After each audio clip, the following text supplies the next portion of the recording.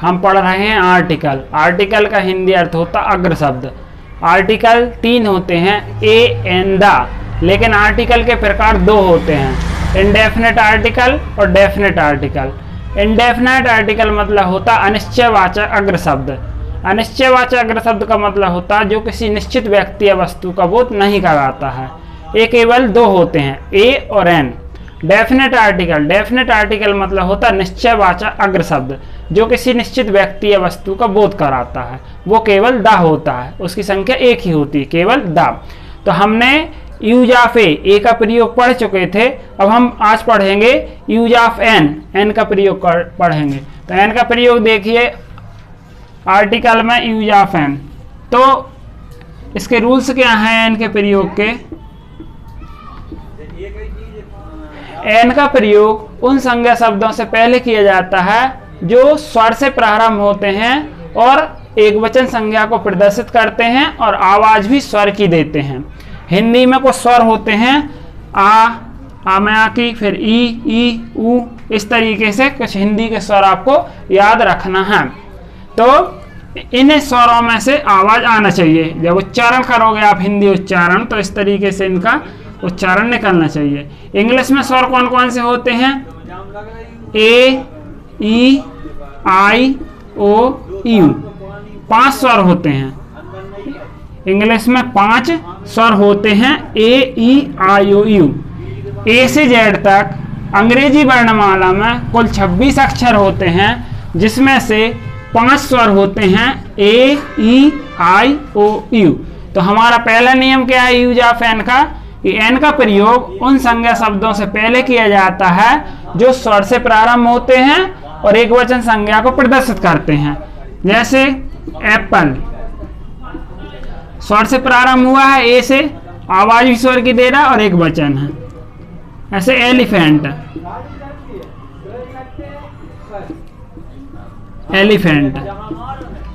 ई स्वर है, स्वर से प्रारंभ हुआ लेकिन एक वचन है। ऐसे इंक फॉट आई से प्रारंभ हुआ है लेकिन आई स्वर है और एक वचन है और आवाज भी स्वर की दे रहा है।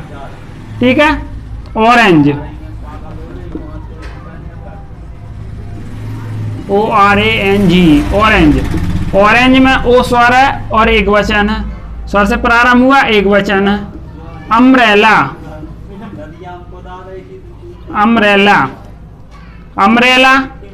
अम्ब्रेला में भी स्वर है और यू स्वर से प्रारंभ हुआ है और आवाज भी स्वर की दे रहा है, तो इसमें ए का प्रयोग होगा। तो इस प्रकार ध्यान रखना कि पहला जो रूल्स है वो सिंपल है कि स्वर से प्रारंभ होगा, आवाज भी स्वर की देगा, तो उसमें ए का प्रयोग करेंगे हम।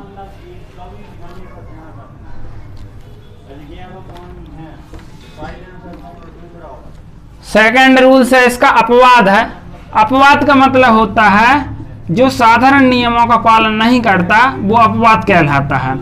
यहाँ हम बोल रहे हैं स्वर से प्रारंभ होना चाहिए, आवाज भी स्वर की दे, तो उसमें हम ए का प्रयोग करेंगे। परंतु अपवाद क्या है? एन का प्रयोग उन शब्दों से पहले किया जाता है जो व्यंजन मतलब कॉन्सोनेंट से प्रारंभ होंगे किंतु आवाज स्वर की देंगे, तो उसमें हम किसका प्रयोग करेंगे? एन का प्रयोग करेंगे। अपवाद क्या है कि व्यंजन से प्रारंभ होगा परंतु आवाज स्वर की देगा, तो उसमें हम एन का प्रयोग करेंगे। जैसे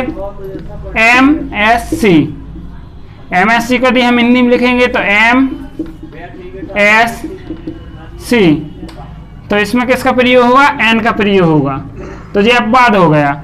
ऐसे MLA, तो ये स्वर से प्रारंभ मतलब व्यंजन से प्रारंभ हुआ किंतु आवाज स्वर की दे रहा, तो इसमें भी एन का प्रयोग होगा।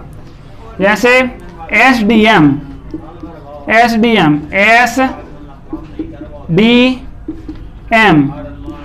तो इसमें भी व्यंजन से प्रारंभ हुआ किंतु आवाज स्वर की दिया है, तो इसमें भी एन का प्रयोग होगा।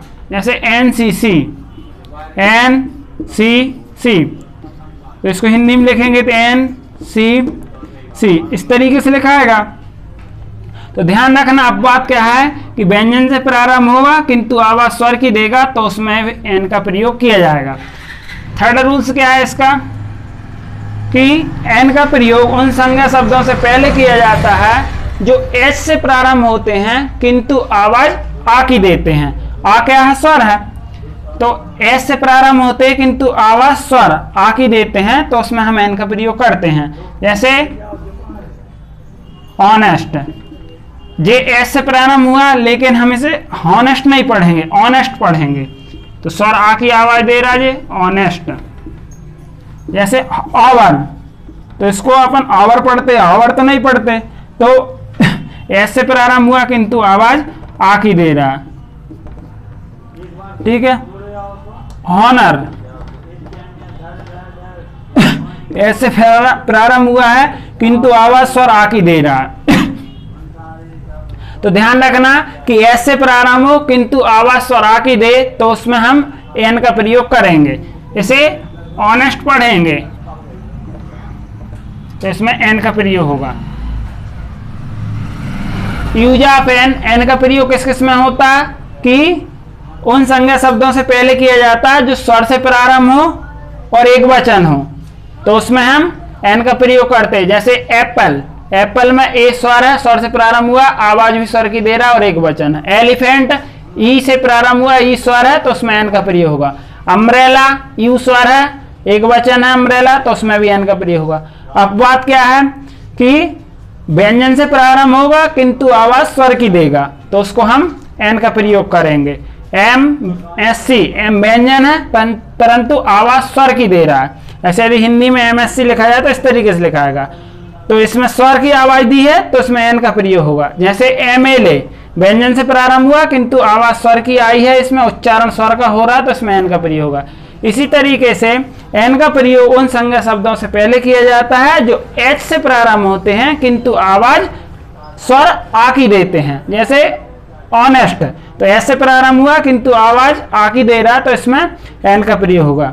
इसी तरीके से आवर, एच से प्रारंभ हुआ है किंतु उच्चारण उसका स्वर आ में निकल रहा है, तो इसलिए इसमें एन का प्रयोग होगा।